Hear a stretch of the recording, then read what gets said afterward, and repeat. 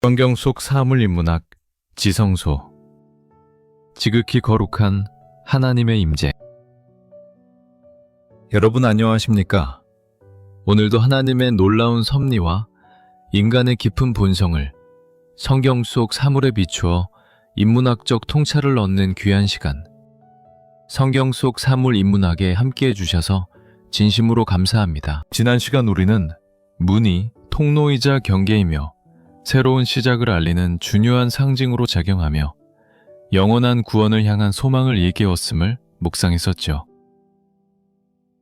오늘 성경 속 사물 인문학의 새로운 이야기, 이 시간 여러분과 함께 깊이 들여다볼 사물은 인류의 신앙 역사 속에서 가장 은밀하고 신성하며 그 어떤 곳보다 하나님의 거룩함이 극대화된 공간, 바로 지성소입니다. 여러분, 지성소라고 하면 어떤 그림이 떠오르십니까?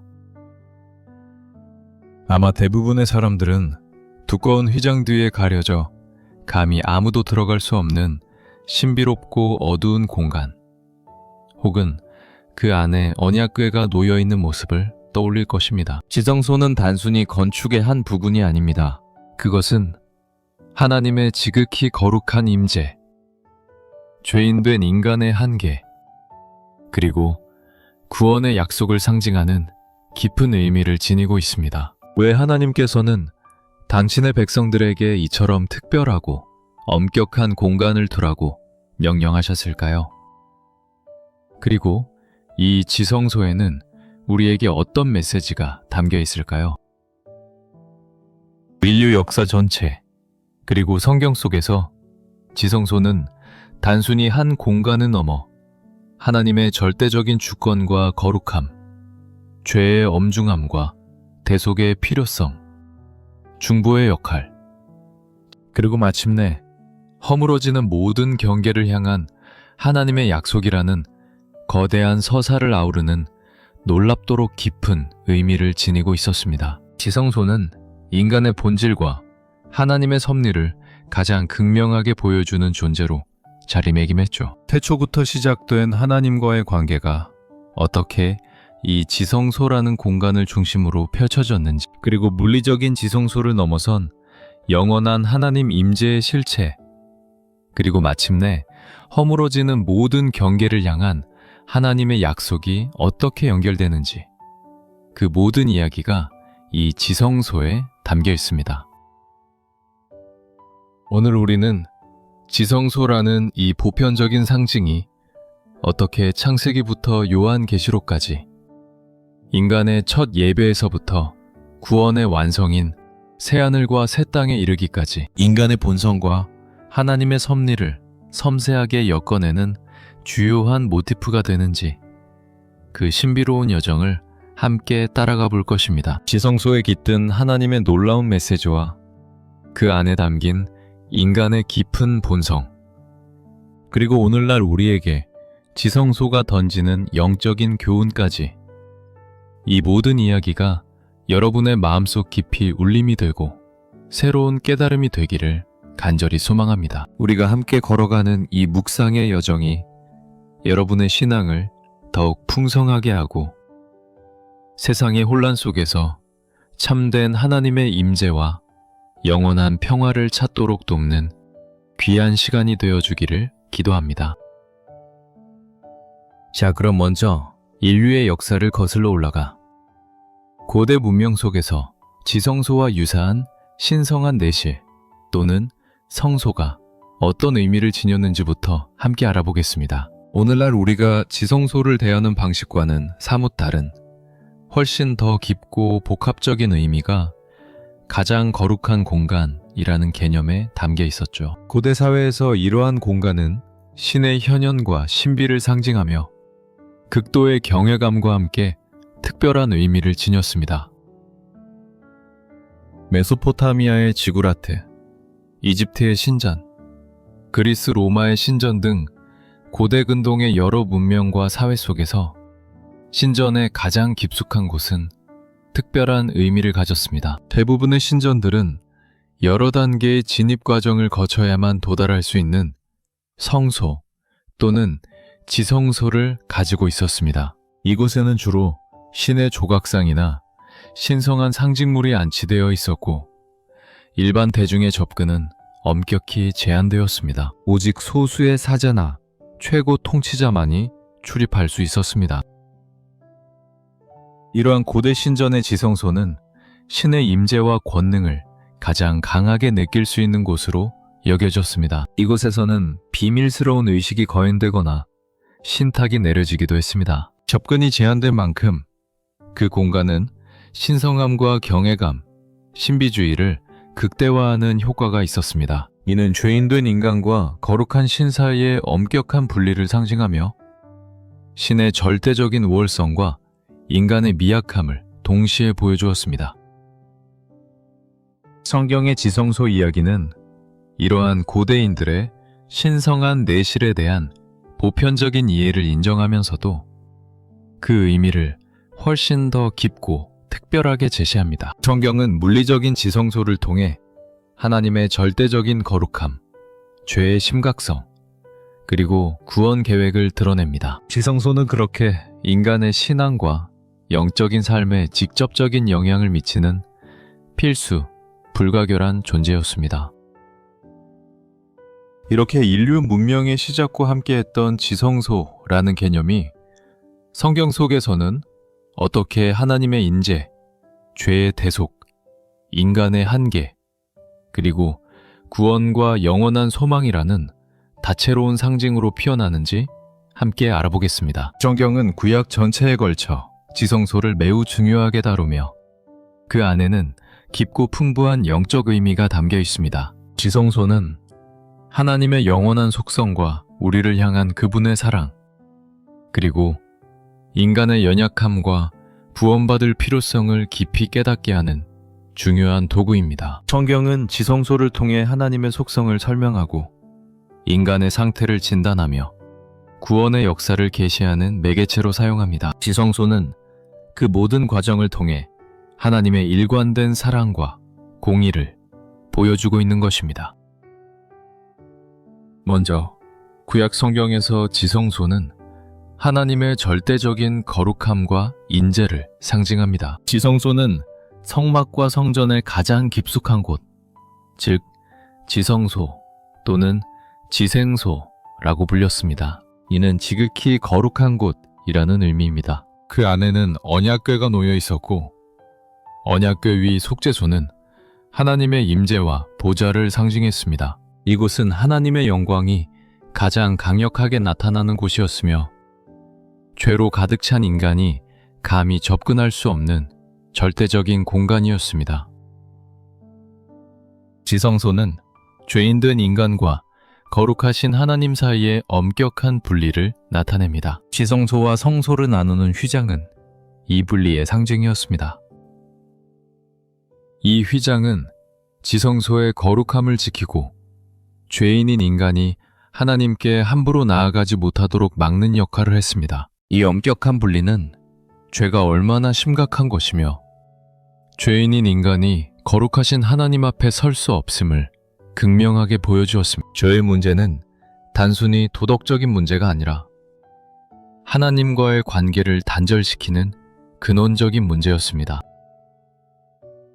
오직 대제사장만이 1년에 단 한 번 속죄일에만 지성소에 들어갈 수 있었습니다. 그는 들어가기 전에 철저하게 자신을 정결케 하고 이스라엘 백성 전체의 죄를 속죄하기 위한 짐승의 피를 가지고 들어갔습니다. 이 피를 언약궤 위 속죄소에 뿌림으로써 이스라엘 백성들의 죄가 일시적으로 속죄되었습니다. 지성소는 죄의 대속과 용서가 이루어지는 핵심적인 장소였습니다. 이 엄격한 규례는 죄의 용서를 위해 반드시 피 흘림이 필요하며 죄 사함이 없이는 하나님께 나아갈 수 없다는 것을 분명히 가르쳤습니다. 지성소 안에 있던 언약궤는 하나님의 임재와 언약의 확실성을 상징했습니다. 언약궤 안에는 십계명 돌판, 만나 항아리, 그리고 아론의 쌍난 지팡이가 들어있었습니다. 이는 하나님의 말씀, 공급, 그리고 권위를 상징하며 이스라엘 백성 가운데 하나님의 통치가 가장 강력하게 임하는 곳임을 보여주었습니다. 지성소는 단순히 거룩한 공간을 넘어 하나님께서 당신의 백성들과 맺은 언약을 기억하시고 성취하시는 약속의 장소였습니다. 그러나 구약의 지성소와 그 의식들은 불완전한 그림자였습니다. 대제사장의 희생제사는 죄를 완전히 제거하지 못하고 매년 반복되어야 했습니다. 이는 물리적인 지성소와 그 의식들이 장차 오실 참된 대제사장과 영원한 속죄를 위한 그림자에 불과하다는 것을 보여주었습니다. 구약의 지성소는 인간의 한계를 끊임없이 드러내면서 동시에 그 한계를 뛰어넘을 완전한 구원의 길을 기다리게 하는 역할을 했습니다. 사랑하는 여러분, 이렇게 구약의 이야기 속에서 지성소가 지닌 깊고 다채로운 의미들을 함께 살펴보았습니다. 그렇다면 이제 신약으로 넘어와 이 지성소라는 개념이 예수님을 통해 우리에게 어떤 새로운 메시지와 영원한 진리를 계시하셨는지 함께 묵상해 보시죠. 신약의 지성소 이야기는 구약의 모든 예표와 약속들을 완성하고 우리에게 더욱 개인적이고 영원한 구원의 소식을 전해줍니다. 신약 성경에서 지성소는 무엇보다 예수 그리스도의 십자가 대속을 통해 모든 장벽이 허물어짐을 상징합니다. 예수님께서 십자가에서 숨을 거두실 때 성전의 휘장이 위에서 아래로 찢어진 사건은 신약의 핵심적인 메시지를 담고 있습니다. 이 휘장은 지성소를 가리고 있던 바로 그 휘장이었습니다. 예수님의 몸이 찢기심으로 하나님과 인간 사이에 가로막혀 있던 죄의 벽과 분리의 장벽이 허물어졌음을 극적으로 보여줍니다. 이제 누구든지 예수 그리스도를 통해 하나님께 담대히 나아갈 수 있는 길이 열린 것입니다. 히브리서는 예수님을 하늘의 참된 지성소로 들어가신 영원한 대제사장으로 설명합니다. 히브리서 9장 11절부터 12절까지는 그리스도께서 장래 좋은 일의 대제사장으로 오사 손으로 짓지 아니한 곧 이 창조에 속하지 아니한 더 크고 온전한 장막으로 말미암아 염소와 송아지의 피로 하지 아니하고 오직 자기 피로 영원한 속죄를 이루사 단번에 성소에 들어가셨느니라고 기록합니다. 예수님은 구약의 대제사장처럼 짐승의 피를 가지고 일시적인 지성소에 들어간 것이 아니라 당신 자신의 거룩한 피로 단번에 영원한 속죄를 이루시고 하늘의 참 지성소에 들어가셨습니다. 예수님은 우리에게 하나님께 직접 나아갈 수 있는 완전하고 영원한 통로가 되신 것입니다. 이제 우리 각자의 몸이 성령이 거하시는 거룩한 지성소가 되었습니다. 고린도전서 3장 16절에서 사도 바울은 너희는 너희가 하나님의 성전인 것과 하나님의 성령이 너희 안에 거하시는 것을 알지 못하느냐고 말씀합니다. 구약시대의 하나님의 영광이 지성소 안에만 임재했다면 신약시대에는 예수 그리스도를 믿는 모든 성도 개개인 안에 성령이 내주하심으로써 우리의 몸 자체가 움직이는 지성소가 된 것입니다. 이는 하나님과의 친밀한 관계가 특정 장소나 건물에 국한되지 않고 우리의 삶 전체를 통해 이루어질 수 있음을 의미합니다. 사도 베드로는 그리스도인들을 왕같은 제사장이라고 칭합니다. 베드로전서 2장 9절은 오직 너희는 택하신 족속이요 왕같은 제사장들이요 거룩한 나라요 그의 소유가 된 백성이니 라고 기록합니다. 구약시대에는 오직 대제사장만이 지성소에 들어갈 수 있었지만 이제 예수 그리스도를 통해 모든 믿는 자들이 제사장이 되어 하나님께 직접 나아가 예배하고 기도할 수 있는 특권을 얻었습니다. 지성소에 대한 접근권은 특정 계층에게만 주어진 것이 아니라 모든 성도에게 보편화된 것입니다. 궁극적으로 요한계시록의 마지막 장에서는 모든 구원의 역사가 완성된 후 하늘에서 내려오는 새 예루살렘에 대한 환상이 나옵니다. 그곳에는 물리적인 성전이 없듯이 특별한 지성소도 없습니다.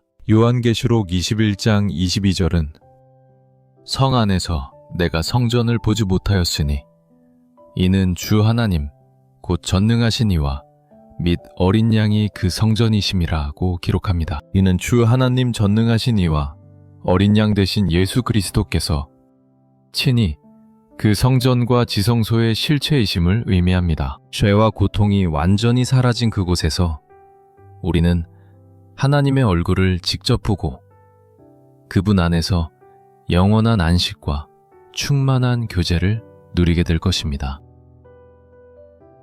그렇다면 오늘날 바쁜 일상을 살아가는 우리에게 지성소는 어떤 의미를 던져줄까요? 끊임없이 분주하고 영적인 깊이를 잃어가는 현대인의 삶 속에서 지성소라는 상징에 담긴 성경적, 인문학적 메시지는 우리의 영적 삶에 깊은 질문과 깨달음을 안겨줍니다. 현대사회는 모든 것에 대한 접근성을 높이지만 그 안에서 우리는 진정한 거룩함과 하나님의 임재를 찾는데 어려움을 겪고 있습니다. 먼저 지성소는 우리에게 하나님의 절대적인 거룩함을 상기시킵니다. 죄와 타협하는 세상 속에서 우리는 하나님의 거룩하심을 기억하고 경외하는 마음을 잃지 않아야 합니다. 지성소의 휘장이 찢어졌다고 해서 하나님의 거룩함이 사라진 것이 아니라 예수 그리스도를 통해 그 거룩함 앞에 나아갈 수 있게 된 것입니다. 우리는 하나님이 얼마나 위대하고 거룩한 분이신지 늘 기억하며 우리의 삶을 그분께 합당하게 드려야 합니다.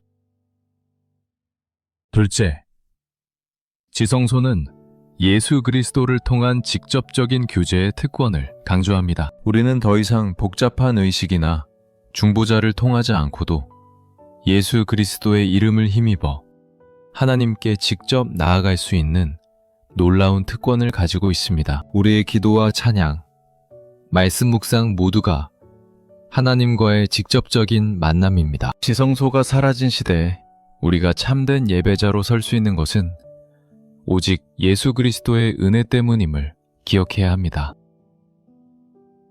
셋째, 지성소는 우리의 몸을 거룩하게 지켜야 할 책임을 일깨웁니다. 우리의 몸이 성령이 거하시는 지성소임을 깨달을 때 우리는 우리의 생각과 마음, 언어와 행동을 거룩하게 지켜야 합니다. 우리 안에 성령의 임재가 항상 충만하도록 죄악을 멀리하고 정결한 마음으로 하나님을 예배하며 그분을 사랑하는 삶을 살아야 합니다. 세상의 유혹 속에서도 우리의 몸이 거룩한 지성소임을 잊지 않고 하나님의 영광을 위한 도구로 사용해야 합니다.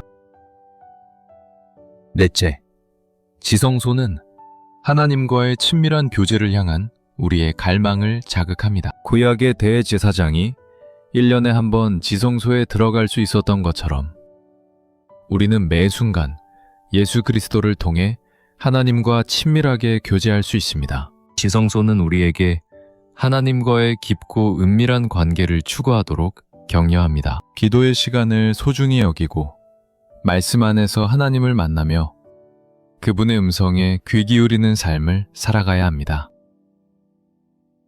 마지막으로 지성소는 영원한 하나님 나라의 완성을 소망하게 합니다. 이 땅의 모든 물리적인 지성소는 사라졌지만 하나님께서는 새 예루살렘에서 당신 자신과 어린 양이 영원한 지성소가 되실 것을 약속하셨습니다. 우리가 궁극적으로 소망해야 할 곳은 이 땅의 건물이 아니라 하나님과의 완전한 연합과 충만한 기쁨이 있는 영원한 하나님 나라입니다. 이 소망은 우리가 이 땅에서 겪는 모든 어려움과 고난을 이겨낼 수 있는 강력한 힘이 됩니다.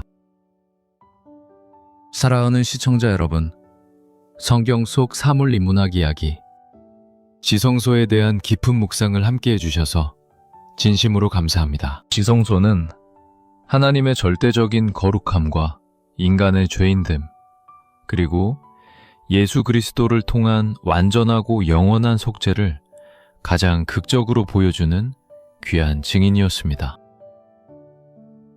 우리의 믿음은 견고한 소금 언약처럼 흔들림 없어야 합니다. 우리의 말과 행동은 지혜로운 소금처럼 진리의 빛을 발해야 합니다. 겸손한 물처럼 생명을 나누고 굳건한 돌처럼 주님을 증거하며 빵처럼 자신을 내어주어 세상을 삼겨야 합니다. 예수님이라는 노아의 방주 안에서 구원을 얻고 바벨탑의 교만을 버려 하나됨을 이루며 횃불처럼 진리의 빛을 밝히는 사명을 감당해야 합니다. 언약의 피로 영원한 생명을 누리고 야곱의 베개 돌이 되었던 순간처럼 고독 속에서도 하나님의 언약을 붙들어야 합니다. 이 땅의 집에서 하늘의 영원한 집을 소망하며 성전과 성막처럼 우리 자신을 하나님의 임재를 위한 거룩한 처소로 삼아 그분의 영광을 드러내고 회당처럼 말씀과 기도로 연합하는 공동체를 이루어야 합니다. 창고처럼 지혜롭게 하나님의 공급을 관리하고 나누며 감옥의 속박에서 벗어나 자유인으로 살아가야 합니다. 망대처럼 영적으로 깨어 시대를 분별하고 견고한 성곽처럼 그리스도 안에 숨어 안전을 누려야 합니다. 문이신 예수님을 통해 하나님께 나아가며 마침내 우리 자신의 몸과 삶을 거룩한 지성소로 삼아 하나님과 친밀하게 동행해야 합니다. 오늘 이 시간 여러분의 영혼에 작은 울림과 은혜가 있었기를 바라며 다음 이야기에서 또 다른 성경 속 사물이 품고 있는 영적 보화를 함께 탐험하며 만나 뵙기를 기대합니다. 이 채널의 귀한 이야기가 계속 이어질 수 있도록 잠시 시간을 내어 구독 버튼을 눌러주시고 이 영상이 좋으셨다면 좋아요를, 다음 이야기도 놓치지 않으시려면 알림 설정을 부탁드립니다. 여러분의 작은 관심과 참여가 저희에게는 큰 기쁨과 힘이 됩니다. 항상 하나님의 평강이 여러분과 함께 하시기를 기도드립니다. 아멘.